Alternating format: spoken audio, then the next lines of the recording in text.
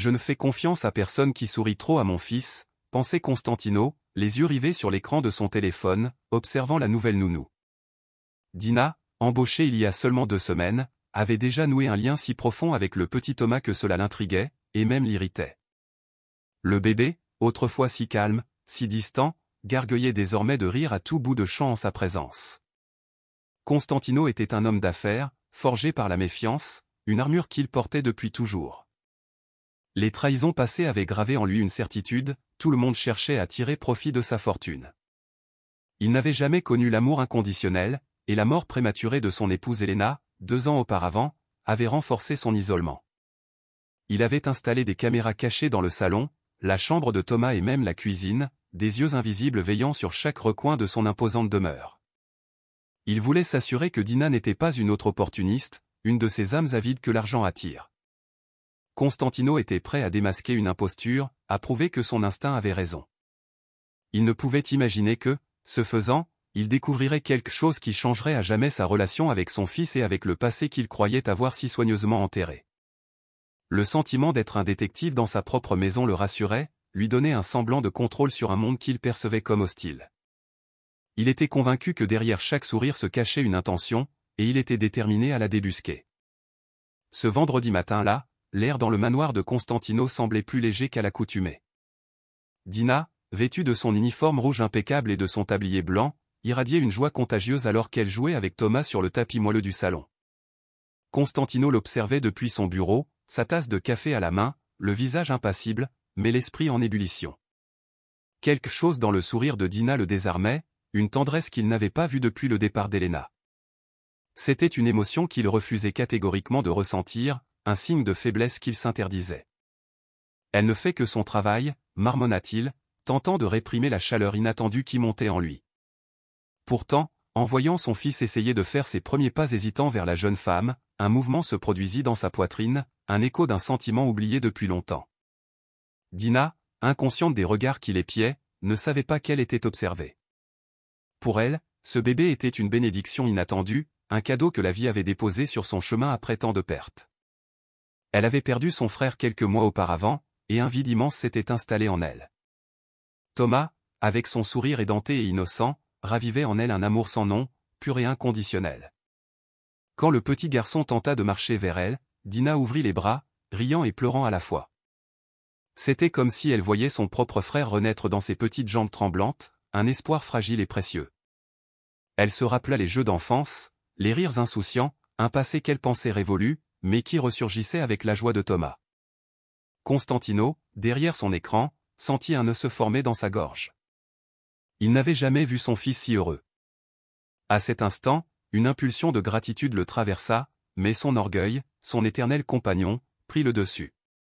Au lieu de céder à ce sentiment, il augmenta le volume de l'enregistrement, se penchant, analysant chaque geste, chaque regard, chaque toucher. Il cherchait la faille, l'intention cachée, le signe de la ruse qui l'attendait. Dans son esprit, tout le monde voulait quelque chose de lui. L'argent était un aimant pour les faux sourires, une malédiction qui l'avait toujours accompagné. Constantino ne s'attendait pas à ce qui allait suivre. Alors que Dina tenait Thomas dans ses bras, le berçant doucement, elle murmura quelque chose qui le fit frissonner. « Tu ressembles tellement à ton grand-père. » Le même regard, la même petite façon d'être quand j'étais enfant. Constantino mit la vidéo en pause, le cœur battant à tout rompre. « Quand j'étais enfant » répéta-t-il à voix haute, le front plissé de confusion. Son père était mort il y a près de 20 ans, et Dina n'avait pas l'air d'avoir plus de 30 ans. La phrase résonna comme une énigme dans son esprit. Il rembobina la vidéo, la regarda à nouveau. La voix de Dina était claire, empreinte de tendresse, comme celle de quelqu'un qui parlait d'une personne qu'elle avait réellement connue et aimée. La contradiction était flagrante, dérangeante. Pendant le dîner, Constantino tenta d'observer Dina de plus près, feignant l'indifférence, mais chaque geste d'elle le troublait davantage. Il n'y avait aucune fausseté dans son attitude, seulement une calme sérénité et une douceur déconcertante. Ses manières étaient simples, son attention envers Thomas était constante et sincère. Rien ne correspondait à l'image d'une manipulatrice qu'il s'était forgée. Quand elle le salua pour partir, son regard tomba sur un médaillon suspendu à son cou. Le même symbole que son père avait l'habitude de porter sur sa montre de poche, un cercle avec une petite étoile au centre. Une vague de froid le traversa. La coïncidence était trop absurde pour être ignorée. Une étoile gravée, un héritage familial. Constantino se sentait pris dans un piège de coïncidence, son esprit d'analyste incapable de trouver une explication rationnelle. Cette nuit-là, alors que le silence dominait le manoir, Constantino retourna aux enregistrements. Il les regarda tous, depuis le premier jour de travail de Dina. Il la vit prendre soin de Thomas, l'enseigner à ramper, le prier en le mettant au lit. Aucun geste suspect, aucun message secret, aucun regard malicieux. Seulement une femme simple, avec une tendresse que le monde moderne semblait avoir oubliée. Et pourtant, ce médaillon et cette phrase sur le grand-père ne quittaient pas son esprit. Il dansait dans ses pensées comme des spectres du passé, le défiant de comprendre. Il sentait qu'il était sur le point de percer un secret, mais il ne savait pas s'il était prêt à en affronter les conséquences. Le lendemain, Constantino décida de la confronter. Il arriva plus tôt du bureau, un mélange de nervosité et de détermination le rongeant. Il la trouva dans le jardin, poussant la poussette de Thomas sous le doux soleil matinal. Il s'approcha lentement, essayant de contenir la tension qui l'habitait, de maintenir sa voix neutre. « Dina, puis-je vous poser une question personnelle ?» Commença-t-il, sa voix résonnant froide et distante, un masque qu'il portait si bien. Elle s'arrêta, se tourna vers lui avec sa sérénité habituelle. « Bien sûr, monsieur Constantino. » Il pointa le médaillon de son index. « D'où cela vient-il » Pour un instant, elle sembla perdre son souffle, ses yeux s'écarquillèrent légèrement. Elle posa une main sur le pendentif, comme pour le protéger. « C'est un souvenir de ma mère, » répondit-elle, sa voix à peine audible. Elle disait qu'il appartenait à un homme bon qui l'avait aidé quand j'étais petite. Constantino sentit le sol disparaître sous ses pieds. La description correspondait parfaitement à l'histoire de son propre père, Monsieur Figueredo, qui avait aidé une femme et un enfant pendant une inondation, de nombreuses années auparavant. Il s'en souvenait, car c'était le seul geste de bonté que le vieux magnate avait fait avant de mourir, un acte isolé dans une vie de pragmatisme et de froideur. Et si Dina était non, impossible. Son esprit se refusait à compléter la pensée. C'était une idée trop audacieuse, trop déstabilisante. Il ne pouvait pas accepter une telle coïncidence. Les pensées se bousculaient dans sa tête, des images de son père, de Dina, de ce médaillon, se mélangeant dans un kaléidoscope de doute. Il congédia Dina, le cœur lourd et l'esprit plus confus que jamais. Mais cette nuit-là, en revoyant une autre des nombreuses vidéos, Constantino allait voir quelque chose qui changerait tout, non seulement sur Dina, mais sur son propre fils, Thomas. Un voile allait se déchirer, révélant une vérité bien plus complexe et bouleversante qu'il n'aurait jamais pu l'imaginer.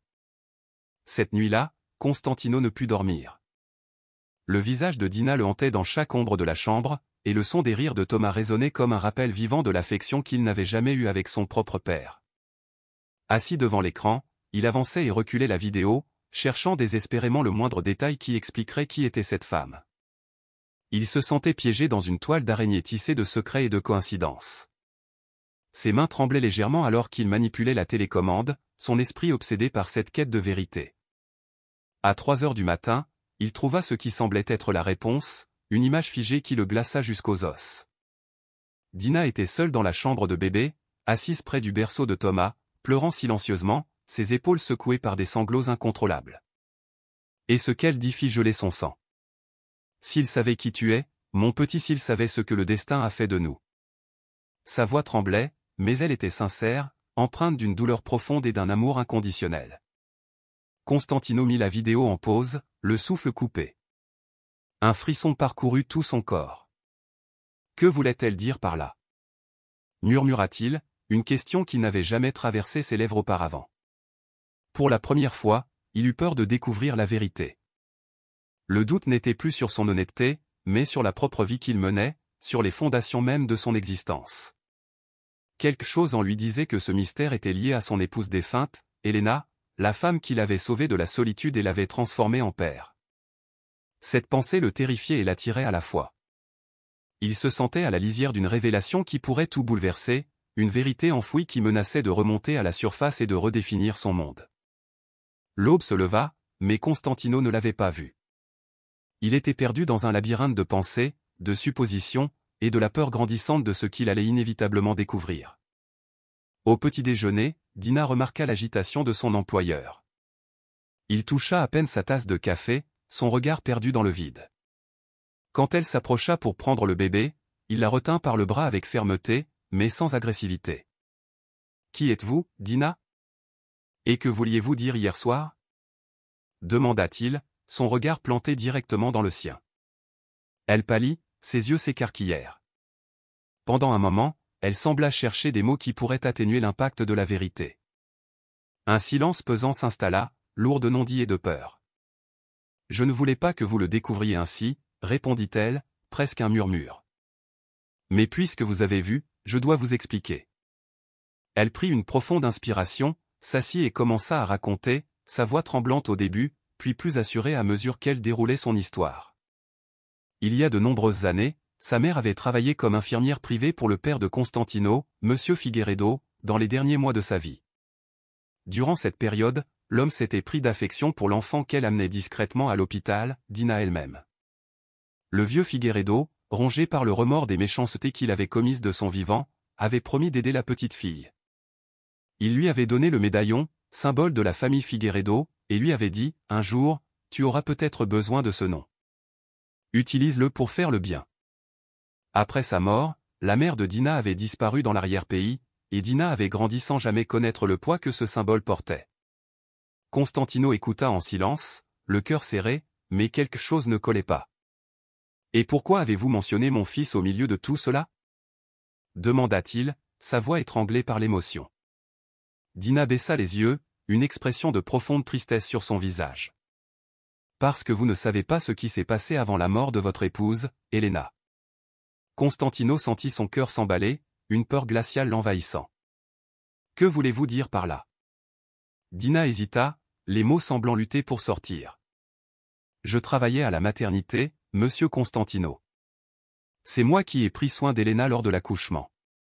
Elle est arrivée en panique car elle avait fait une chute, et le bébé qui est né n'était pas le même que celui que le médecin a mis dans vos bras. » Le monde de Constantino s'écroula. « Vous êtes en train de dire que Thomas n'est pas mon fils ?» hurla-t-il, se levant, le regard perdu, sa voix résonnant dans la pièce comme un coup de tonnerre. Il ne pouvait pas, ne voulait pas croire à ces paroles insensées. Dina se leva aussi, tentant de le calmer, ses mains tendues dans un geste d'apaisement. « Non, monsieur. Vous m'avez mal comprise. L'enfant que vous avez élevé est bien votre fils d'âme, mais il y a eu un échange. Et je l'ai découvert après.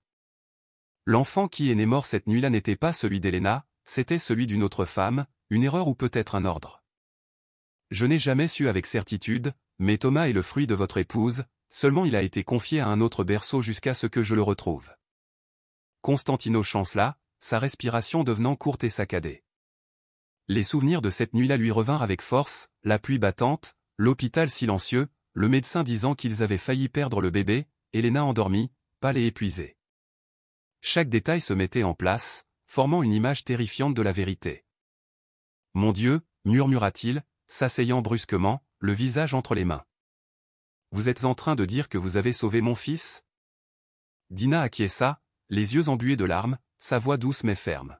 « Oui, quand j'ai réalisé l'erreur, j'ai emmené le bébé à l'orphelinat où je travaillais et je l'ai gardé jusqu'à ce que je trouve un moyen de le ramener. » Elle marqua une pause, ses yeux rencontrant ceux de Constantino, remplis d'une compassion infinie.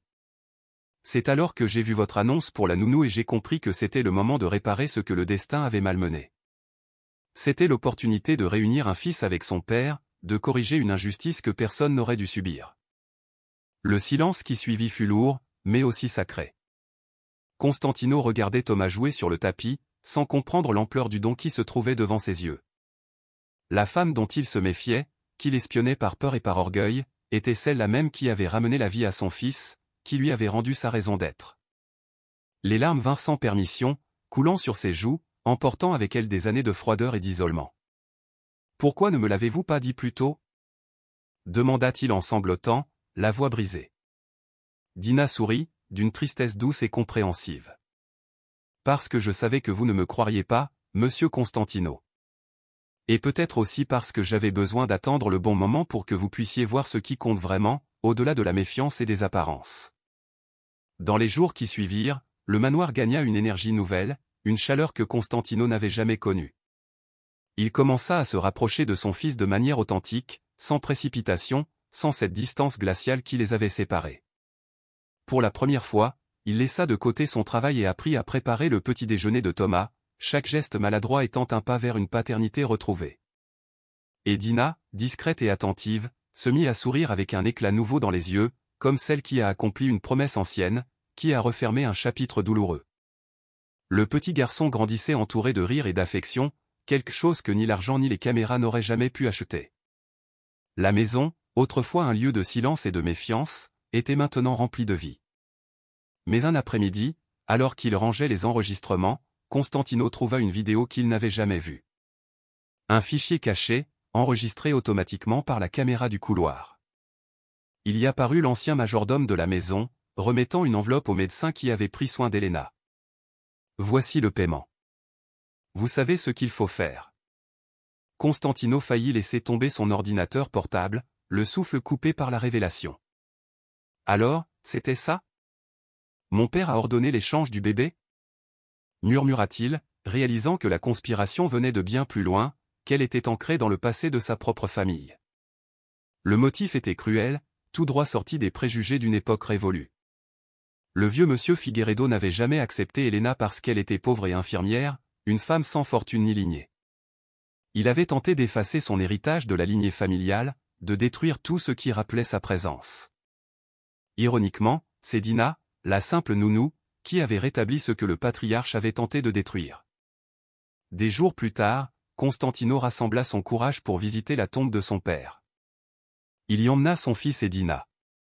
Il resta silencieux un long moment, regardant le nom gravé sur la pierre froide. Pendant des années, j'ai essayé d'être comme vous, père, fort, distant, impénétrable.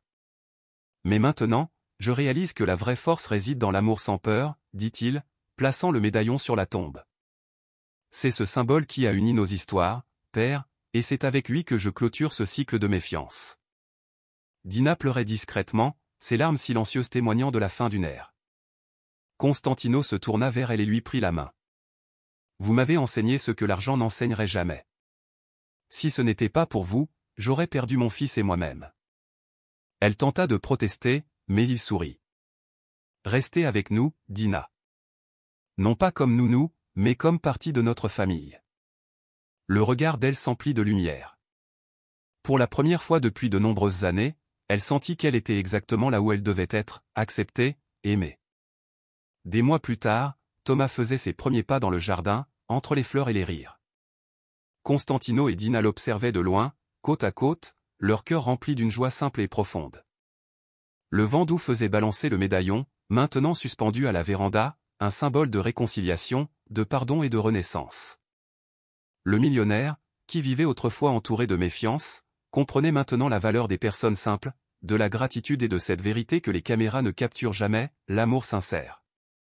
Et chaque fois qu'il voyait son fils courir vers la femme qu'il avait sauvée, Constantino se souvenait du jour où il avait décidé de surveiller quelqu'un et avait fini par être surveillé par sa propre conscience, se retrouvant enfin face à la lumière de la vérité.